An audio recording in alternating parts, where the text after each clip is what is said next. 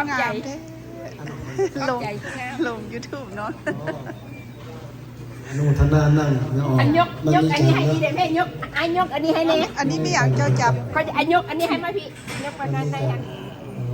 อันนี้นะขนมโมเกะมันนี่จันยุทธาราเนาะมาหอมเป็นเจ้าภาพสมทบตนพระป้าเฮาอีกดูแลดอลลาร์เนาะอนุทนาบุญเด้อครับพ่อนนี่คนละหม้อบ่อันนี้หม้ออย่างอันนี้ให้เพิ่นเฮ็ดคนหม้อเดียวแต่ว่าอันนี้เพิ่นเฮ็ดดุนนิดนึงแล้วมันนามันใหม่เด้นามันใหม่เด้สบายดีตู้โอ้ยเดสาเนจังมุตาโตธรรมปาทันติอายุวันโนสุขังภาลังสาธุสาธุอนุโมทนาบุญเด้อเอาไม่มีใจบุญดาราเนาะเดี๋ยวมาเป็นเจ้าภาพสมทบต้นพระป่าสันติน้องเองที่มาดาราเนาะมีส่วนเล็กไปเท่าไหร่ก็ไปใช้ติดตัวงานเริ่มไปจะโปรโมทศาสตร์เนาะก็แบ่ง3ใบเป็นไรเนาะเป็นก็จะเริ่มในที่คนละแต่เราจะมีอะไรก็รู้ได้พร้อมๆตัวงานย่อมจะมาห้องคุณความท่าความติดความท่านั่งตอนพระธาตุของเฮาจะเป็นเจ้าภาพพาไปเป็นเจ้าภาพต้นพระป่าสามัคคี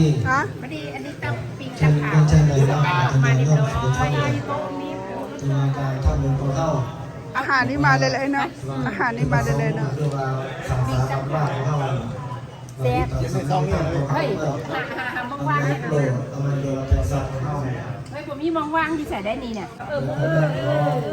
เจ้าอาวาสวัดเจ้าที่ตาธรรมนี่สวัสดิ์ศรีวัดพุทธศรีที่ท่านพร้อมเลยพอชุมพรธรรมสงสารสามลูกด้วยกันมาทำรัศท่าออกเป็นงานโน้มเนื่องการในชีวิตบูชาไรเดอร์ผ่านไปใช้ว่าตามกำลังศรัทธาของเราเพื่อจัดทุนจัดเป็นความทุนเนาะเอาไปว่าไปสังสารวัดว่าศาสนาของเรากันบัดพุทธศาสนาคิดท่านเมื่ออเมริกาและเท็กซัสบ้าเดี๋ยวจะนำความพอจำลองไปออกตูดูว่าเรื่องซุกเนาะเป็นสะพานใจเป็นจอมท่าได้มือนี่จะมาจากงานคืนจะประสงค์กับเพื่อหารายได้แสดงสามน้ำถ้ำบัดพุทธศาสนาคิดถ้ำเมื่ออเมริกาและเท็กซัสของเขาเนี่ยตอนนี้ก็รอดไม่ได้เอาตัวอย่างโยกมาหอมบนห้องท่านโอเคเขียนซื้อเนาะเขียนซื้อให้แน่ภาษาไทยจะเล่าจะแน่ภาษาไทยอะไร7 บาท2 4 6 2 4 6 8 9 บาท2เป็นทางเราเป็นเจ้าภาพเป็นโมทนาฝากบัตรของเฮาเป็นเจ้าภาพศรัทธาพร้อมกันเนาะในเป็นทิศทางเอาตัวเนื้อเรื่องอะไรพัฒนาเอาเฮามีส่วนรวมส่วนประกอบส่วนต่างกำลังของเฮาเห็นได้ท่านใด1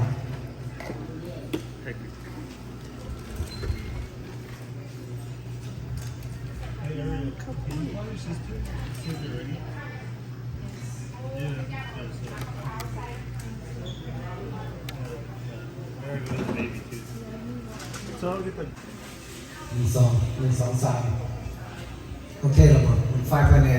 พอสรุปว่าตัวเนี่ยดีเจของเข้าประจำวัดประกาศสมัยข้ามเข้าเนี่ยพอการไหนเดี๋ยวต้องกระซอยไฟภายในไฟกันเสียงอันนี้จะพับตัวเนี่ยเสียงไมโครโฟนต้องพอสรุปว่าคนนึงเรียกพี่จอยด้วยเอาเมียไปด้วยสามารถในการดูแลในการแก้ไขปัญหาต่างๆเกี่ยวกับเครื่องเสียงนะครับแรงเพลิงมาซอยนะจะพามาซอยนักสวรรค์ของเขาบ่ขาดพอออกศิลปะเมื่อออกเราเพ่นใส่ด้านล่างแล้วก็มาซอย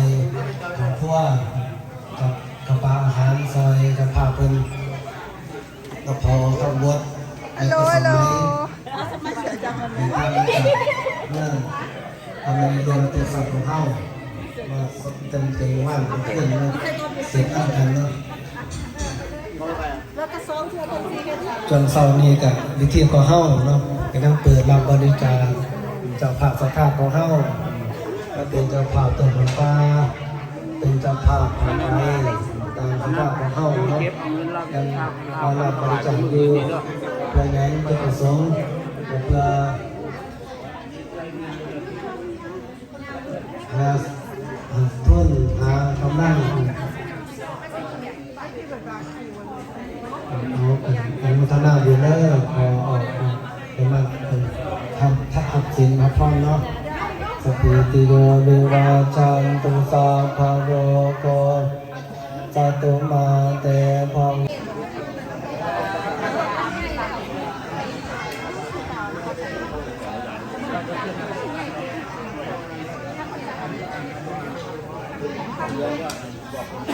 สิงจังสิได้ยินข่าวแล้วให้พากันสร้างโลดเพราะว่าเฮาสิบ่ได้ลืมมันสิอยู่ในใจเฮาเนี่ยเกิดชาติใดเฮาก็จิตอยู่ในใจเฮาล่ะลงไปนรกสวรรค์เพิ่นก็ถามว่าได้ครูบาอาจารย์เรามีโมงมีเวลาเกิดต่อสันนา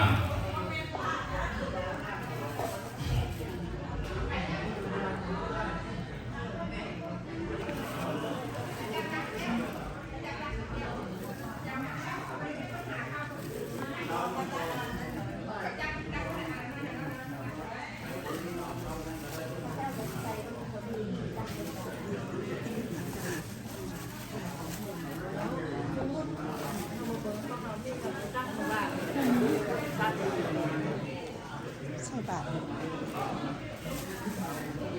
ขอบใจโอ้เจ้าเห็นขนมบุญวะ เขาไปใหญ่ไหมคะใหญ่ให้คน อาจารย์ ท่าน โอ้ประจอยมากเจอเจ็ก เป็นเจ้าหน้าที่การบริการในเป็นเรื่องการทำงานเดียวกันก็พอได้ที่ได้เลยเป็นคนการบริการทีกับที่กัน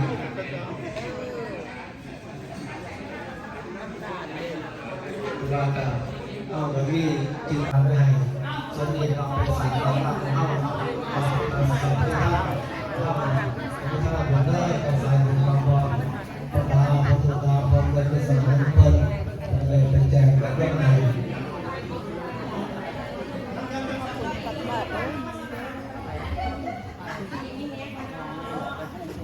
โอ้ยใช่อยู่เฝ้าเดียวเยอะก่อนใจเย็นออกมานี่ดิเร็วเรียกแล้วแบบนั่นกันนะ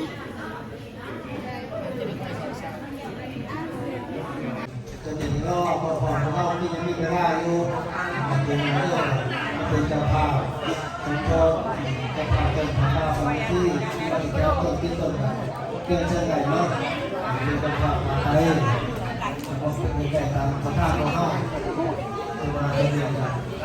ร่วมพระร่างพระเฮาเนาะเสียเรื่องกันเนาะเรื่องการเดินสิบปีเรื่องนิโรธ